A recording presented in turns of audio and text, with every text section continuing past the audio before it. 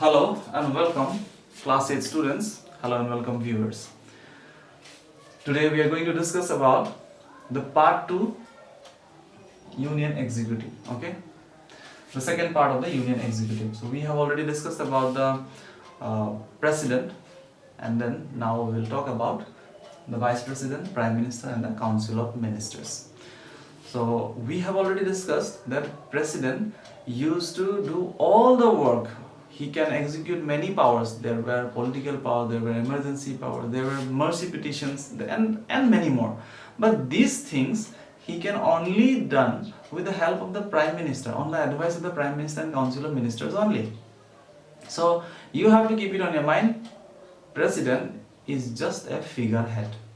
President is the head of the state, but not the head of government. Head of the government is Prime Minister. Please keep it on your mind. Prime Minister is the head of the government, President is the head of the state. So now we will discuss about the Vice President. As you all know that President,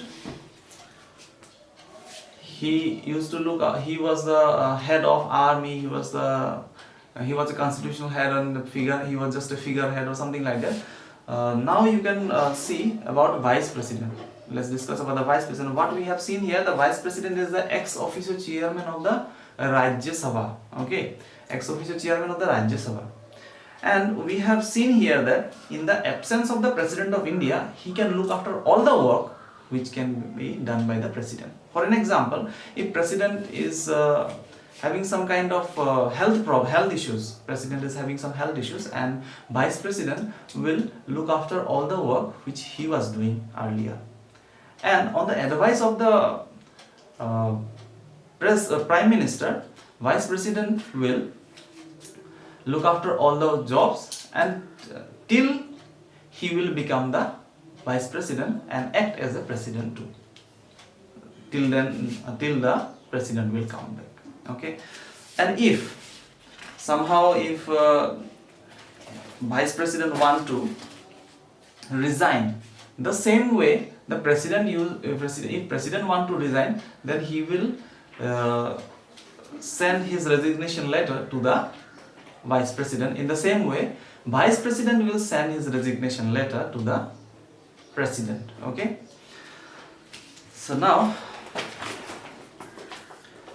the Vice President, as same as he has a term of 5 years. Okay, and he can also be removed with the help of impeachment, as same as the President. Okay, but the powers were little bit more than the Vice President. But these all powers he can execute only with the help of Prime Minister and Council of Ministers.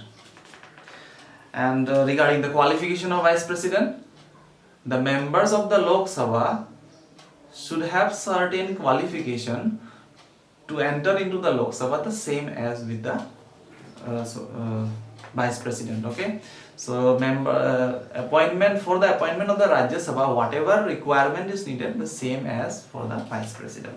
Now let's talk about the Prime Minister and the Council of Ministers.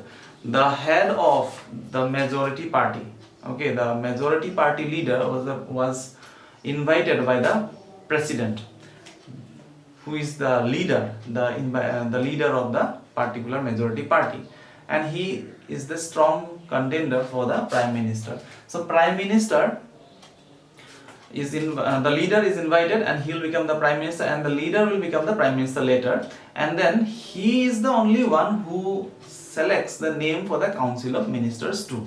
Okay, so now let's talk about the powers of the Prime Minister. So what were the powers? On the recommendation of the Prime Minister, the Council of Ministers were appointed. Next, the Prime Minister is the link between the President and the Parliament, and also between the Council of Ministers and the President.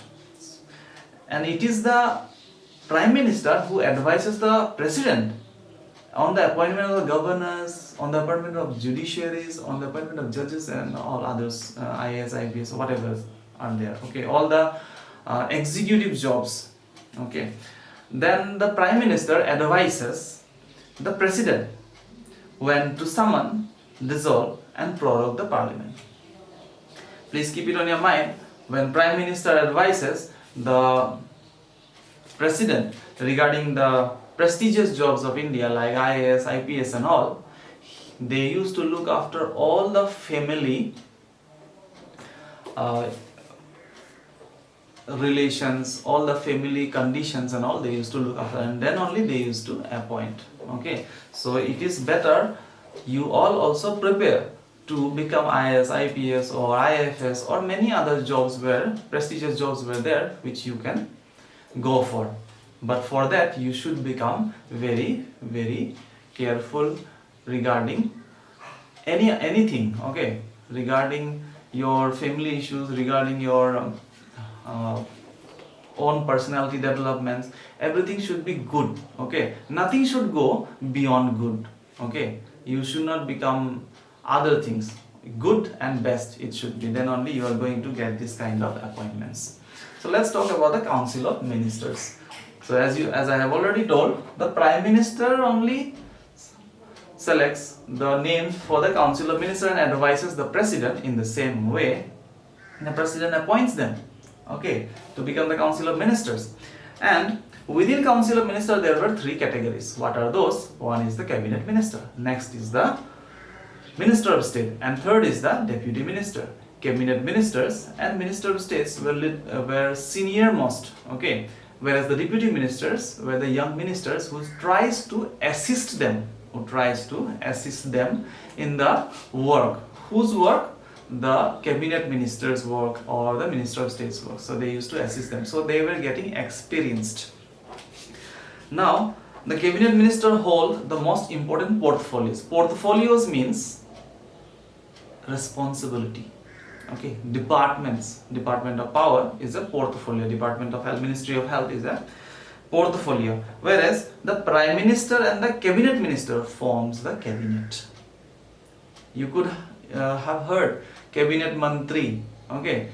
Cabinet Mantri means the Prime Minister and the Cabinet Minister together forms the cabinet.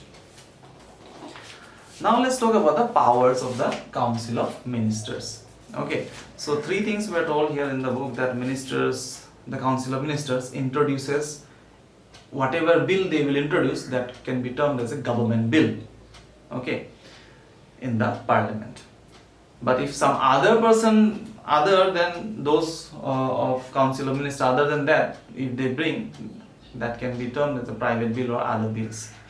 The union budget is prepared by the Council of Ministers, union budget, and all laws passed by the Parliament are put into effect by the ministers. So these ministers used to put into effect with the help of the executives, okay. Now let's talk about the collective responsibility. Collective responsibility in the Indian democracy, the ministers are collectively responsible in Lok Sabha. So as you know that Prime Minister only appoints the Council of Ministers, not appointed. Prime Minister selects the name for the Council of Ministers and President appoints the Council of Ministers. So indirectly you could say that Prime Minister is only doing everything. So when there is a no confidence motion in the Lok Sabha, in the Parliament, if the no confidence motion is passed, then the Prime Minister and Council of Ministers need to resign. Not only the Prime Minister will resign, but Council of Ministers will have to resign. You might have not understand what is no confidence motion. No confidence motion is that when majority of the government turns into minority, okay. So if there were now BJP government is having more than 300 members of Parliament, but if it turns into 200 or 50, then what will happen? Majority government turns into minority, and once it becomes like that and no confidence motion is passed, and no confidence bill is brought, and if it is passed, then what happens? The Prime Minister need to resign. Once Prime Minister is